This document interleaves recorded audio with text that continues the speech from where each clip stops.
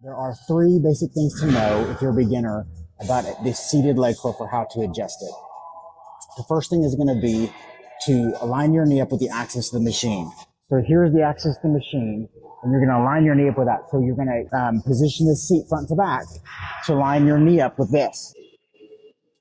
And I'm going to change the position of this back pad to line my knee up with the axis, which is going to be right here. In most of the machines, the axis is marked, but a lot of times it'll be a little circle or something like that to let you know that that's where it is. And so that's going to be done just like this by moving this pad. So I'm going to line my knee up with this axis right here. So here, I'm relatively close. I might be able to come a little bit more forward, but I'm pretty well lined up right here. So that's really one of the biggest things. Is the first thing you want to do is you want to fix this back pad so that it lines your knee with the axis. So there's going to be a piece, all these pieces of equipment that change the range that you start at. This adjusts the starting position that you're in. So if I can start this exercise pre-bent all the way here, or I can start it way flexed all the way up here. And what's going to change that is going to be based upon the range of motion that I have available to me. So I'm fine to start in my fully hip flexed position.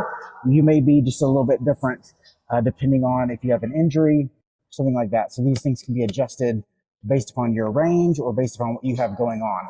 The next thing we're going to look at is the position of this lower leg pad. So this lower leg pad will change positions most of the time. And I generally bias it closer to the knee than further to the knee, because the closer this thing is to the axis of your knee, the less joint forces are going to be on the knee. The other way to dictate where this shin pad should go, or this lower leg pad, if this pad rolls around, then it means you're going to want to lengthen it out or change the distance based on your height, because everybody's going to be a little bit different. So if this pad is rolling around on your lower leg, it needs to be changed.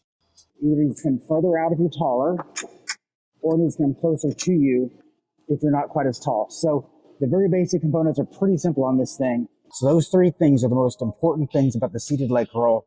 Number one is going to be moving the seat front to back to line your knee up with the axis. And then you're going to play with the range limiter or your starting position.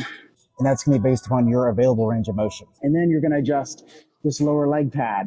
And the lower leg pad, like I said, it would be, I would adjust it closer to your knee rather than further from your knee. If it moves around, it needs to be changed, because that means it's in the wrong position. All these are a little bit different. This is a Techno Gym seated leg curl.